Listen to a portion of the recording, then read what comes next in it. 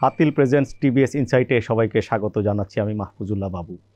দর্শক, আজকে আমরা কথা বলবো দেশের রেল ব্যবস্থা, রেলওয়ের বিনিয়োগ এবং তার সুফল জনগণ কতটা পেয়েছে। আসলে রেল একটা ঐতিহাসিকভাবেই আমাদের এখানে জনগণ তার কাছ থেকে যে সেবাটুকু পাওয়ার কথা সেটি পাচ্ছে না। এদিকে রেল বরাবরই দুর্নীতিগ্রস্ত একটা শীর্ষ খাতের মধ্যে পারসেপশন আছে, প্রচুর মিডিয়া রিপোর্ট হয় রেল নিয়ে, নানান কাণ্ড আমরা দেখেছি গত 10-15 বছরে। আজকে আমরা টিবিএসের লিড রিপোর্ট ছিল রেলওয়েতে 1 লাখ কোটি টাকা বিনিয়োগ হয়েছে গত দশকে, কিন্তু তার সুফল আসলে মিলছে না। রেল নিজে ধুঁকছে, তার return on investment, return on asset সব কিছুই কম। আর যাত্রী সেবা, জনগণ তার চাহিদা অনুযায়ী ট্রেনের টিকিট কতটা পাচ্ছে, কি পরিমাণ ট্রিপ, কি পরিমাণ রেলের অ্যাভেলেবিলিটি, এগুলো তো আমরা নিজেরাই প্রতিদিন দেখছি। রিপোর্টটি করেছেন আমাদের সহকর্মী স্টাফ রিপোর্টার জনাব জুবায়ের চৌধুরী। চট্টগ্রাম থেকে তিনি সরাসরি যুক্ত হচ্ছেন আমার সঙ্গে। জুবায়ের ভাই, শুনতে পাচ্ছেন কিনা? আপনাকে ধন্যবাদ, আমাদের দর্শকদেরও ধন্যবাদ। জুবায়ের ভাই, প্রথমে আমরা আসলে বিনিয়োগ কি পরিমাণ হয়েছে গত দশকে তার একটা ঐতিহাসিক প্রেক্ষাপটও আছে। সেই ইংরেজ আমল থেকে কিউমুলেটিভ ইনভেস্টমেন্টের মধ্য দিয়ে গড়ে উঠেছে আমাদের রেলওয়ে। তার প্রচুর অ্যাসেট, জমি থেকে শুরু করে আদার ফিক্সড অ্যাসেট আছে। পাশাপাশি রাজস্ব সরকার তার উন্নয়ন ব্যয় বাজেট থেকে দিয়েছে 1 লাখ কোটি টাকা আপনার রিপোর্ট অনুসারে। একটু বিস্তারিত যদি বলেন, কোথায় সে টাকা বিনিয়োগ? বাংলাদেশে রেলওয়ের যাত্রা 162 বছর আগে, ব্রিটিশ আমল থেকে মূলত যাত্রা। আমাদের রেলওয়ের যে বড় অবকাঠামো, সেটা বেশিরভাগই মূলত ব্রিটিশ আমলে করা হয়েছিল আর কি। এরপরেও রেগুলার চলতে চলতে তখনকার প্রেক্ষাপট, বর্তমান চাহিদা, এই হিসেবে সরকারের একটা ইনভেস্টমেন্ট থাকে আর কি। তো আমরা রেলওয়ের প্রাপ্ত তথ্য পর্যালোচনা করে দেখলাম 1 লক্ষ কোটি টাকারও বেশি রেলওয়েতে গত 1 দশকে ইনভেস্ট হয়েছে। তবে এই ইনভেস্টের বড় অংশ হয়েছে অবকাঠামোগত খাতে। অর্থাৎ আমরা রেল লাইন তৈরি করলাম, রেলপথ তৈরি করলাম, অবকাঠামো করলাম, স্টেশন করলাম, কিন্তু দেখা গেল এই রেল অবকাঠামোতে চলার জন্য, যাত্রীদের বহন করার জন্য যে রেল দরকার, সেই রেল আমরা পর্যাপ্ত চালাতে পারছি না এবং চাহিদা অনুযায়ী চালাতে পারছি না। সেক্ষেত্রে আমরা প্রশ্ন করেছিলাম রেলের শীর্ষ কর্মকর্তাদের। রেলের শীর্ষ কর্মকর্তারা এটা স্বীকার করে নিয়েছেন যে রেলের যে ইনভেস্টমেন্ট ছিল, সেই ইনভেস্টমেন্ট ছিল অপরিকল্পিত, এবং এই অপরিকল্পিত বিনিয়োগের কারণে এখন জনগণ সুফল পাচ্ছে না। আমরা যদি গত 1 দশকে একটা সামারি বলি, যে গত 1 দশকে এত বিনিয়োগ হওয়ার পরও মাত্র 22 জোড়া আন্তনগর ট্রেন, মূলত যে ট্রেনগুলো থেকে আয় হয় এবং যে ট্রেনগুলো থেকে মানুষ সবচেয়ে বেশি উপকার পায়, আন্তনগর ট্রেন চালু হয়েছে। হ্যাঁ, 22 জোড়া।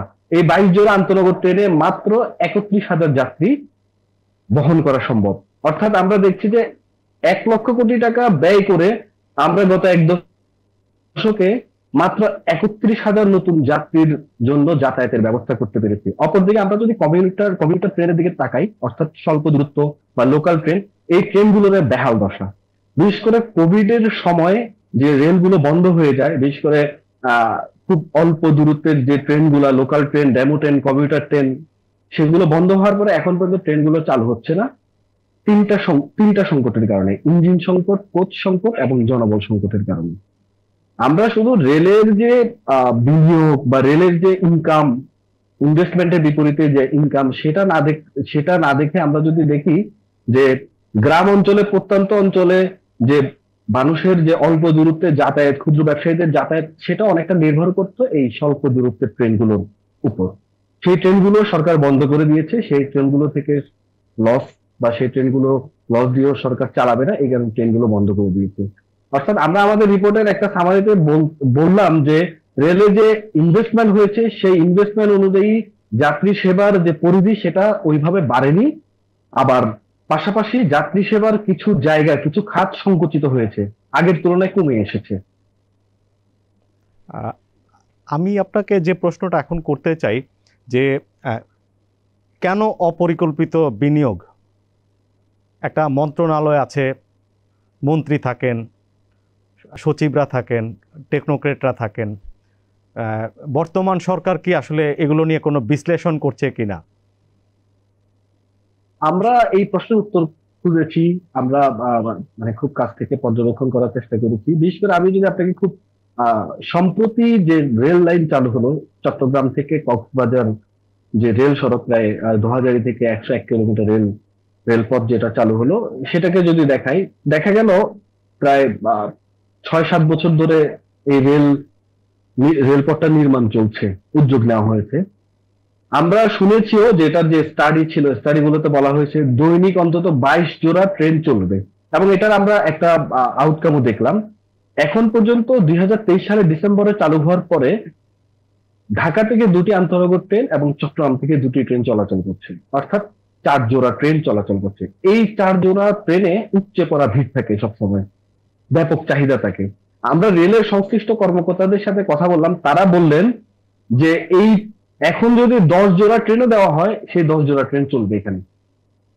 তাহলে এই 15,000 কোটি টাকার যে রেলপথটা নির্মাণ করা হলো, সেই রেলপথের যে উপযোগিতা আছে আমরা সেটা পুরোপুরি ব্যবহার করতে পারছি না।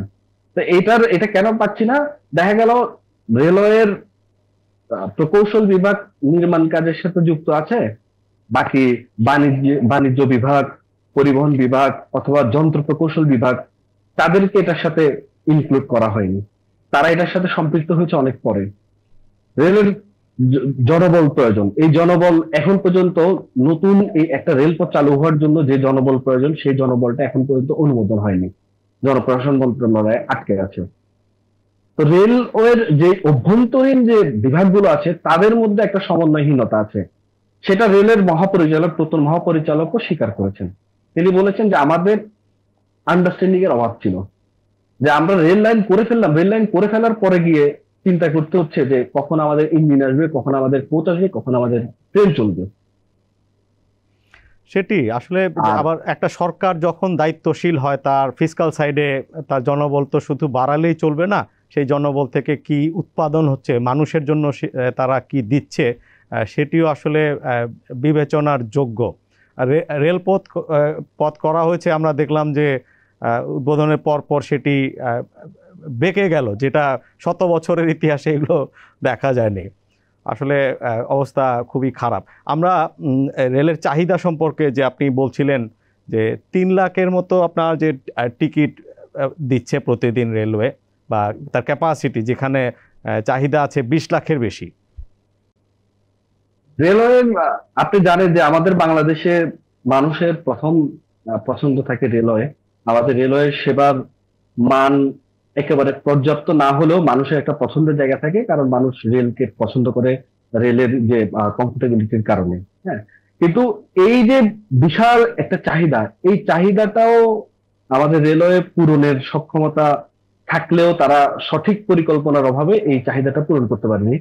আমরা যদি একটা ট্রেন কিনতে আপনার একটা ট্রেনের জন্য কত খরচ হয়, যে 15,000 কোটি টাকার যে রেলপথ করা হয়েছে, সেটিতে চালানোর জন্য হয়তো 150, 200, 300 কোটি টাকা দিয়ে একটা ট্রেন বাড়ানো আসলে সেভাবে খুব কঠিন কিছু হওয়ার কথা ছিল না আর কি। আপনি ঠিকই বলেছেন। টিকিট প্রাপ্তি, আমি ভেরি রিসেন্টলি আপনার এই যে অন্তর্বর্তী সরকার থাকার সময় আমার ফ্যামিলির জন্য টিকিট করতে গেছিলাম কমলাপুরে, এবং আমরা দেখলাম যে আসলে সেবার মান, টিকিট কাউন্টার থেকে যেভাবে সেবা দেওয়া হয় সেটি আসলে আগের চাইতে খুব ভালো হয়নি। মাঝখানে অটোমেশনের অনেক কথা বলা হয়েছিল। কালোবাজারি কতটা কমেছে? কালোবাজারি কমানোর জন্য রেলওয়ে আরো 1.5 বছর আগে একটা উদ্যোগ নিয়েছিল, আপনাদের হয়তো মনে থাকবে আপনার, যে যাত্রীরা তাদের টিকিটের সাথে যেন এনআইডি সংরক্ষণ করে বা এনআইডি প্রদর্শন করে। তো এই ধরনের চেকিংটা, এটা নিয়ন্ত্রণ করার জন্য বেশ কয়েকটি অনাকাঙ্ক্ষিত ঘটনা ঘটার পরে এইটা আস্তে আস্তে শিথিল হয়ে আসে। এটা আসলে আমাদের বাংলাদেশের বর্তমান সমাজ ব্যবস্থার সাথে এটা কার্যকর না আর কি। যে দেখা গেল আমার মা রেলে চড়বেন, আমি টিকিট কাটলাম, সেটা আমার আইডি দিয়ে কাটলাম, অথবা আমার মায়ের আইডি নেই। হ্যাঁ, তো এই তাই বলে কালোবাজারি বন্ধ তো করতে হবে, দুটোই করতে হবে। কালোবাজারির বিষয়ে আমরা কথা বলেছিলাম যে আসলে কালোবাজারি বন্ধ করা বা এটাকে কিভাবে নিয়ন্ত্রণ করা যায়। তো রেলওয়ে সংশ্লিষ্টরা বলছেন যে এটার একমাত্র উপায় যে টিকিট অ্যাভেলেবেল করতে হবে। আমার যখন টিকিট অ্যাভেলেবেল হয়ে যাবে তখন কালোবাজারির স্থান থাকবে না। মানুষ যখন তার টিকিট পাবে তখন তো সে তার কালোবাজারির কাছে যাবে না। মানুষের টিকিট প্রাপ্তিটা যখন সহজ হবে তখন কালোবাজারির কাছে যাবে না। সাপ্লাই বাড়ানোর উপর জোর দিচ্ছেন তারা। জি, তারা এটা বাড়ানোর উপর জোর দিচ্ছেন। আর যেটা আপনি বললেন যে আমাদের রেলওয়ের বর্তমানে আসন সংখ্যা প্রায় 1 লক্ষর মতো। 1 লক্ষ আসনের বিপরীতে প্রতিদিন 2 লক্ষ টিকিট বিক্রি হয় আর কি। হ্যাঁ, তো রেলওয়ের কর্মকর্তারা সম্প্রতি এক প্রতিবেদনে তারা বলেছেন, তারা এই সহজ.কম, রেলের সাথে যে অনলাইনে টিকিট বিক্রি করার যে প্ল্যাটফর্ম, যে সহজ.কম এর যে তথ্য বিশ্লেষণ করে তারা বলছেন ন্যূনতম 20 লক্ষ টিকিটের চাহিদা আছে। আর এই চাহিদা আমাদের দৈনন্দিন কাজের পাশাপাশি বিশেষ বিশেষ সময়ে চাহিদা থাকে। যেমন শুক্র শনি রবি, বৃহস্পতি শুক্র শনি এই সময় একটা ভালো চাহিদা থাকে মানুষের, যে এক এক শহর থেকে অন্য শহরে যাতায়াত বা ছুটির সময়টাতে একটা ভালো চাহিদা থাকে। এছাড়া পূজা, ঈদ এবং ইজতেমা সহ পর্যটন মৌসুম সহ চাহিদা থাকে। কিন্তু রেলওয়ে ওই পুরাতন একই কথা, রেলওয়ের ইঞ্জিন কোচ সংকটের কারণে তারা এই চাহিদাটা পূরণ করতে পারে না। এবং আপনি জানেন যে আমাদের আন্তনগর ট্রেনগুলো সপ্তাহে একদিন বন্ধ থাকে। তো প্রতি সপ্তাহে 112টা আন্তনগর ট্রেনের মধ্যে 80টা ট্রেন প্রতি সপ্তাহে একদিন করে বন্ধ রাখতে হয়। এটার কারণ কি? বন্ধ রাখতে হয় যে এটা মেনটেনেন্সের জন্য, যে কোচ গুলা চলে বা রেক গুলা চলে, এটা মেনটেনেন্সের জন্য। এখন যদি আমার কাছে, রেলওয়ের কাছে যদি এক্সট্রা অতিরিক্ত যদি কোচ, পাওয়ার কার থাকতো, তাহলে রেলওয়ে হয়তো ওই একদিনও বন্ধ রাখতো না, তাহলে মানুষ কিন্তু সেবা পেত। যেমন আমরা যদি বলি চট্টগ্রাম থেকে কিশোরগঞ্জ, চট্টগ্রাম থেকে ব্রাহ্মণবাড়িয়া, চট্টগ্রাম থেকে ভৈরব, চট্টগ্রাম থেকে ময়মনসিংহ, এই অঞ্চলগুলোতে মানুষের প্রথম প্রেফারেন্স থাকে রেলওয়ে। সম্প্রতি যখন রেলওয়ের কর্মীরা যখন আন্দোলনে নামলেন, তখন আমরা দেখেছি যে এই অঞ্চলের মানুষ রেলের টিকেটের জন্য ঘন্টার পর ঘন্টা বসে আছে, কখন আন্দোলন শেষ হবে, কখন যাবে, তারপরেও তারা বাসে যেতে চাচ্ছেন না। নিশ্চয়ই আপনি অনেক এক্সপার্টদের সঙ্গেও কথা বলেছেন যে একটা রেলওয়ে অ্যাজ এ প্রতিষ্ঠান সে তার নিজের আয়ে চলতে পারবে এবং সেখান থেকে জনগণ সেবা পাবে, এরকম একটা রেলওয়ের জন্য আসলে তাদের পরামর্শ কি? পরামর্শ আমরা দুই ধরনের পরামর্শ পেয়েছি। একটা হলো যে রেলওয়ে যারা মাঠ পর্যায়ে কাজ করে সংশ্লিষ্ট যারা আছেন, তারা একটা বিষয় বলেছেন যে এখন আমাদের বিদ্যমান যে রেলপথ বা অবকাঠামো আছে সে অনুযায়ী আমাদের রেলের যে টিকেটের সংখ্যা বা রেলের সংখ্যা 3 গুণ করা যেতে পারে। অর্থাৎ নতুন স্ট্রাকচার না করে সামান্য সামান্য কিছু যদি সম্প্রসারণ করা যায়, মেরামত করা যায়, আর নতুন ইঞ্জিন এবং নতুন কোচ, নতুন জনবল যদি সংগ্রহ করা যায়, তাহলে আমাদের প্রায় 350 আন্তনগর ট্রেন চলতে পারে। হ্যাঁ, তো এটা একটা পরামর্শ যে আমাদের যদি আমি একটু আগে যে বললাম যে আমাদের যদি আন্তনগর ট্রেনের সংখ্যা বাড়ানো হয়, যেখান থেকে রেলের মূল আয় বাড়ে, পাশাপাশি বন্ধের দিনগুলোতে, রেল যেদিন বন্ধ থাকে ওই দিনগুলোতে যদি র্যাক যুক্ত করে রেলগুলো চালানো যায়, সেখানে একটা আয় আসতে পারে। এরপরে বৃহস্পতি শুক্র শনি এই সময়ে যদি কিছু বিশেষ ট্রেন চালানো যায়, সেখান থেকে একটা বড় অংশ আয় আসতে পারে। এবং যে বিশেষ সময়গুলো, বিশেষ করে ঈদ, পূজা, পর্যটন মৌসুম, ইজতেমার মতো সময়গুলোতে যদি রেলের বিশেষ ট্রেন চালু করা যায়, তখন আয়ের একটা বড় অংশ আসতে পারে। এটা হলো যে সংশ্লিষ্টদের একটা মত। আর পাশাপাশি আরেকটা মত এসেছে যেটা বিশেষজ্ঞদের থেকে, এবং উপদেষ্টা রেলপথ মন্ত্রণালয়ের যিনি উপদেষ্টা তিনিও বলেছেন যে আমাদের পার্শ্ববর্তী দেশের রেলের উদাহরণ দিয়ে বলেছেন যে পার্শ্ববর্তী দেশের রেলওয়ে শুধু পণ্য পরিবহন করে বছরে তারা 8,000 কোটি টাকা আয় করে দেয়। আর আমাদের বাংলাদেশের বর্তমানে রেলওয়ের পণ্য পরিবহনের যে সক্ষমতা বা যে সুযোগ, এটা দিন দিন সংকুচিত হচ্ছে। চট্টগ্রাম বন্দর থেকে যে পরিমাণ কন্টেইনার হ্যান্ডেলিং হয়, তার মাত্র 2% কন্টেইনার বা পণ্য রেলপথের মাধ্যমে কি পরিবহন হয়। তো সেই ক্ষেত্রে তারা বলেছেন, এটা রেল বন্দর কর্তৃপক্ষ রেলকে বলেছে যে তারা 25%, অর্থাৎ তারা 1/4 রেলের মাধ্যমে পরিবহন করার জন্য তারা সরবরাহ করতে প্রস্তুত, কিন্তু রেলওয়ে এই দায়িত্ব নিতে প্রস্তুত না। আমরা যে কথা বলেছি, আমাদের অসংখ্য ধন্যবাদ। আমরা প্রোগ্রামের প্রায় শেষ দিকে চলে এসেছি জুবায়ের ভাই। আমরা কথা বলছিলাম জুবায়ের চৌধুরীর সঙ্গে। তার সঙ্গে কথা বলে আমরা যেটি বুঝতে পারছি আসলে যে আপনি একটা বড় মাঠ বানিয়ে রেখেছেন, আপনার কাছে ফুটবল কেনার টাকা নাই, বা আপনি এই ফুটবল মাঠে আদার যে সমস্ত আপনার মাঠ ঠিক আছে, আপনি মাঠ বানিয়েছেন, আপনার কাছে বল নেই, ম্যাচ অনুষ্ঠানের টাকা নেই, বা আপনি তার বাজেট পাচ্ছেন না, যে কারণে আপনার খেলা হচ্ছে না। বাস্তবতাটা এরকমই যে 20 লাখ টিকিটের চাহিদা আছে বিশ্বের।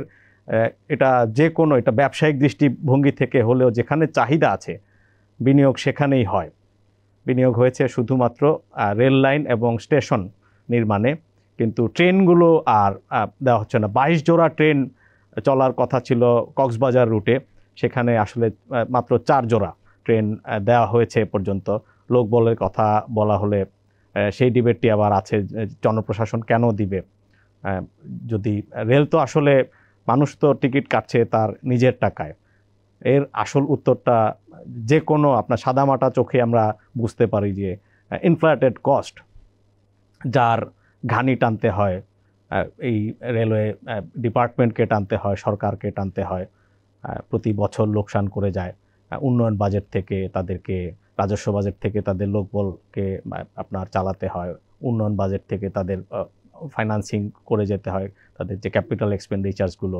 অথচ বেসরকারি কোম্পানিগুলো কিন্তু সারা পৃথিবীতে বা পিপিপি মডেলেও যারা চালিয়েছে এই একই জিনিসকে তারা লাভজনক উপায়ে চালায়, জনগণ সেখানে একটা স্মুথ সার্ভিস পায়। যে 25% পর্যন্ত পণ্য চট্টগ্রাম থেকে ঢাকায় আনার জন্য পুশ করা হচ্ছে রেলওয়েকে, বাট তারা বলছে তাদের they not ready for that. তো আসলে এগুলো খুব দুঃখজনক, এবং রেলের সমস্যা ঐতিহাসিক। হয়তো আমাদের কিছু মানুষ সেই ইংরেজ আমল থেকে টিকিট না করে চড়ার চেষ্টা করেন, কিন্তু এই ধরনের মানুষের সংখ্যা কিন্তু আসলে খুব কমে এসছে। আর এটাই সরকারের দায়িত্ব, এটাই কর্তৃপক্ষের দায়িত্ব, সবাই যাতে টিকিটটা কাটেন। কিন্তু যারা টিকিট কাটতে যাচ্ছেন তারা টিকিট পাচ্ছেন না। তো এই চক্র থেকে রেলওয়েকে যদি বের করে আনা না যায়, যে বিশেষ সাইকেল থেকে, তো আসলে একটা দেশের রেল ব্যবস্থাকে বলা হয় যে তার মানে তার সিভিলাইজেশনের যে কতটা এগিয়েছে, তার একটা সিভিলাইজেশন প্লাস হচ্ছে যে একটা ইকুইটেবল সোসাইটি গঠনে তারা কতটা এগিয়েছে। রেল ব্যবস্থা তার কিন্তু অনেকটা একটা স্পষ্ট নির্দেশক। আমরা একটা হযবরল অবস্থার মধ্যে আমাদের রেল ব্যবস্থা। আমাদের দেখছিলেন হাতিল প্রেজেন্টস টিবিএস ইনসাইট। আমাদের আলোচনাটি ভালো লাগলে লাইক করবেন, শেয়ার করবেন।